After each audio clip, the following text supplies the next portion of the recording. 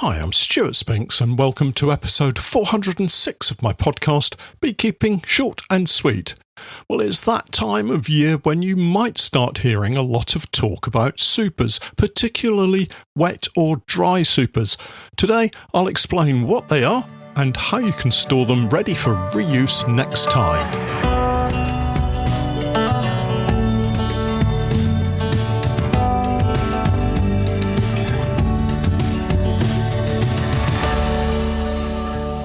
Beekeeping Short and Sweet, a beekeeping podcast for the inquisitive beekeeper with a short attention span.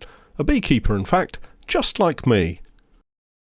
Hi everyone, and welcome to the podcast as we hit another very warm few days. Next week's looking particularly warm again. I'm beginning to sound like a broken record, but it's been hot once more. Friday and Saturday particularly were very warm here, and there's more hot weather, as I say, in the forecast for next week. Keep those cold drinks close to hand, I say, and I don't mean the beers. Well, maybe just one, thank you very much. Of course, it's dry once more, very dry here right now. That said, some colonies are still finding some nectar and continue to store a little in the supers. Now is the time, for me at least, to consolidate frames. Remember, things could be very different for you in your local area, so please do bear that in mind before leaping in and doing what it is that I'm doing. And what might that be? Well, like I said, frame consolidation. That's super frames. All too often I get to the end of the summer having become overly excited to see nectar coming in, and I've added too many supers, note the plural there, and of course the bees sometimes struggle to fill them all, resulting in a mix of the amount of honey found in those frames. These in different supers, some capped and looking ready to come off, while others are barely touched by the bees, with just a few cells across a frame being used, and of course everything in between, and this could be across 2 or even 3 supers. There's really no point in trying to extract small amounts from some of these frames, certainly for me, as it would just take up too much time, and there's the new issue of reduced space availability in my honey room. The way I tackle this is to swap frames around so that one super gets filled as much as possible with capped or nearly capped honey. This might also be frames with cells that are not capped, but when the shake test is performed, very little, if any, drips out. If I find I've been a little too optimistic, and no change there really, and I end up with a fully empty super containing just foundation or empty comb, I'd probably remove it. I say probably because each apiary is different, and there may still be a chance that some colonies are finding a source of nectar, although for me it is very late in the summer nectar flow for that now. What I'm trying to achieve here is a consolidation of super frames to be able to remove any that are totally empty and not going to be used at all, and filling up supers in preparation for removal to extract, making that extraction process as productive as possible. I'm looking to remove more honey soon. I need to keep it coming back to base regularly because I no longer have the luxury of that warm room where I could stack so many supers at once. So it makes sense to bring a stack or 2 back home to the honey room and extract a little and often, maybe 20 supers or so at a time. Once these supers have been extracted, they need moving out of the honey room as soon as I can shift them, ready for the next batch to come back home. So what do I do with them? And if they're not going to be used anymore this year, where do they go? It's a question that I was asked just this week by one of our Patreon subscribers, Steve, and I really appreciate the question, Steve. Thanks for getting in touch. The question was fundamentally surrounding the way I tackle post-extraction supers and the methods I use for storing them, either wet or dry. So let's tackle this right from the basics, and I'll explain what I choose to do and why. So wet and dry supers, what on earth are they? Well, a wet super is one that's been extracted as best as possible and is sitting in the honey room still sticky from a fine coating of honey that sits on the frames and in the cells. No matter how long you spin the frames in an extractor, there will always be a fine film of residual honey left on the frames, thus making them wet. These frames need to be taken out of the honey room. So where do they go? The most sensible place for them, for pretty much any beekeeper, is back on the hive from where they were taken. This is such a great way of dealing with the wet supers, and it plays a huge part in maintaining good integrated pest management and excellent bee health. Let's go through the process. I have my 2 or 3 supers, or more if I'm lucky, fully extracted and ready to go back onto my hive. The very best time for these to go back onto the hive is late evening, if at all possible. If your hives are at the bottom of the garden, it's not really a problem, but if you have out apiaries, it might take a little bit more planning. The reason for taking them back to the apiary as late as possible is to prevent robbing. The aroma that's given off by an extracted and empty super is like ringing a dinner bell, and everything hears it.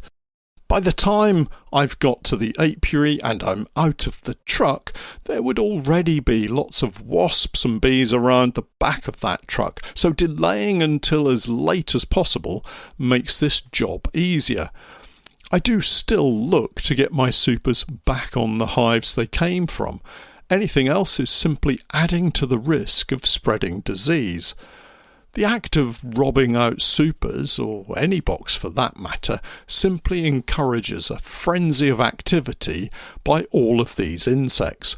Mainly wasps and honeybees, it has to be said, but such a frenzy occurs that they all simply barge into the supers, over and around each other, over other bees, over wasps, and in doing so, rub up against each other, potentially spreading any number of pests and diseases. The biggest concern I would have here is CBPV, chronic bee paralysis virus. And then you're in a world of worry as colony after colony potentially begins to show signs of this disease and gradually fails and dies. Obviously, that's a worst case scenario. Putting supers back on the hive that they came from reduces this robbing risk and the spread of disease, more importantly, so very dramatically. So a late evening visit to the hives, where do the supers go?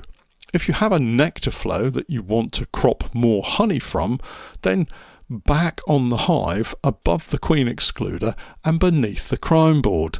But if, like me, your main summer honey season is over, then ideally you want these supers cleaned out and dried. To achieve this, I put the supers above the crown board. Now this is a little more tricky if you have the types of hives that I have. Langstroth polyhives with clear cover boards, because these don't have any holes in them for the bees to move through and up into the supers. The solution for me is simple enough though. We remove the rhombus clearer, that's the plastic bit, from the clearer board, and that gives us the hole in the middle for the bees to use. So what happens next? Well, we've now created a sealed environment within the hive for the colony to be able to move up into the supers without the threat of robbers, where they can take all of that residual honey off the frames, off the cells and off the super walls, and move it back down beneath the board that separates the super from the colony below. But of course, this being beekeeping, it doesn't always work like that.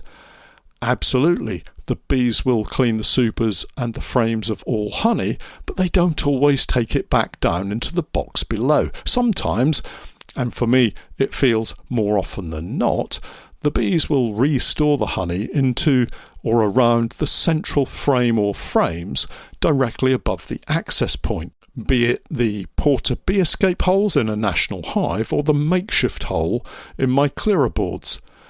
But this isn't really a problem, as you can remove that single frame and either extract it if the bees start to refill enough of it to make it worthwhile, or just leave it on the hive to maybe use after treatments to undersuper. For those of you who've just become lost with treatments and undersupering, don't panic, I'll explain about all of these techniques in the coming weeks.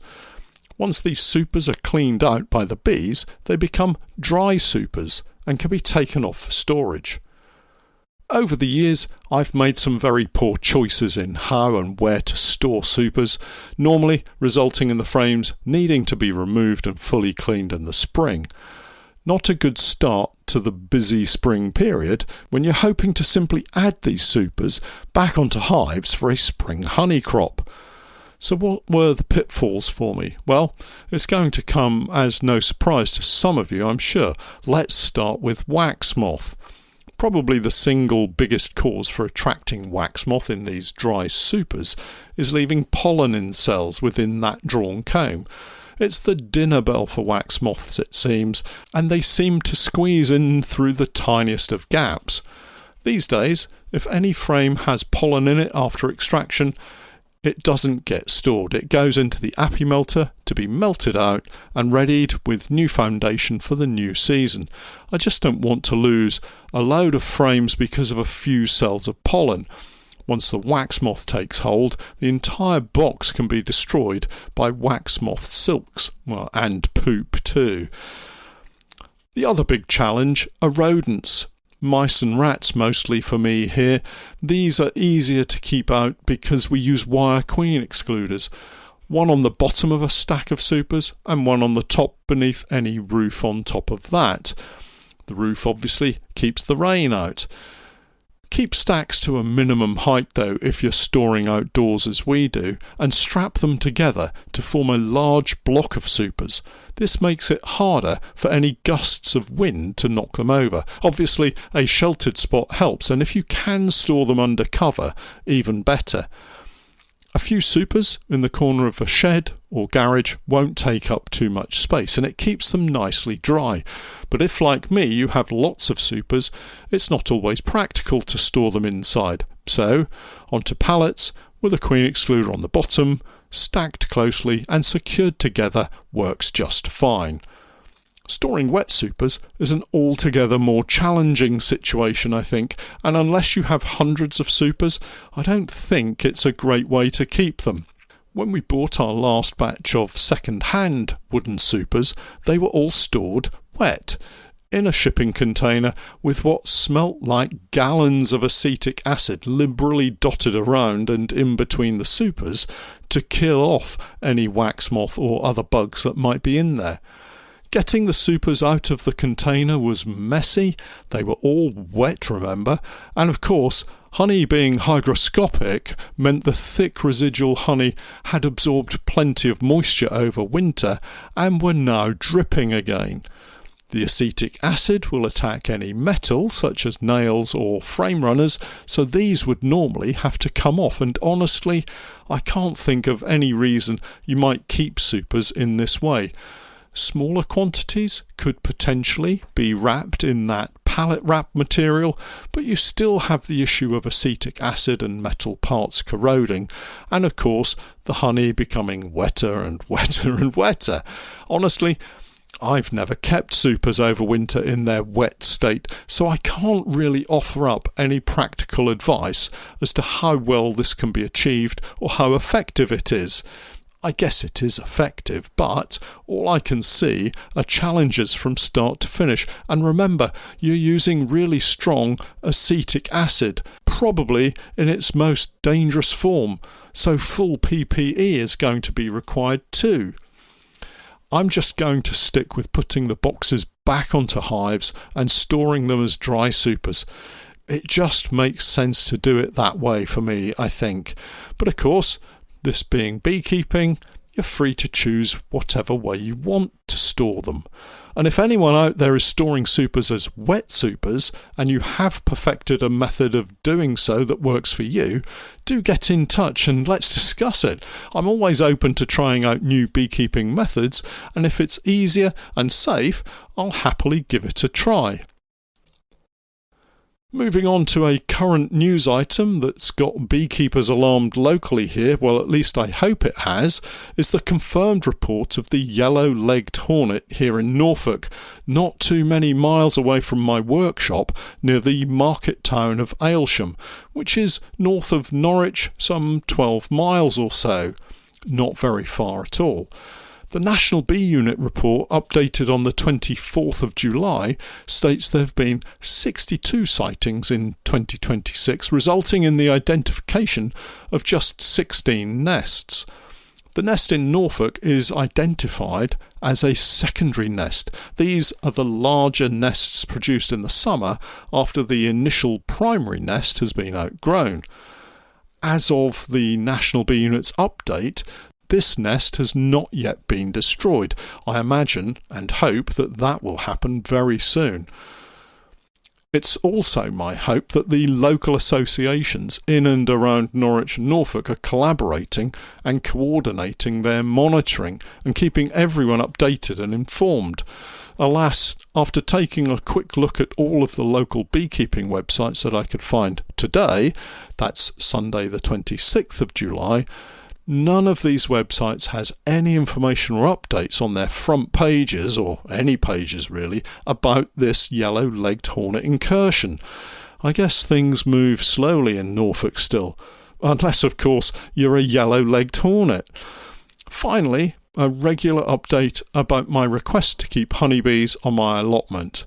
Well, there's no update. It's been a week since emailing my local council to request keeping bees on my allotment, but as yet, no reply.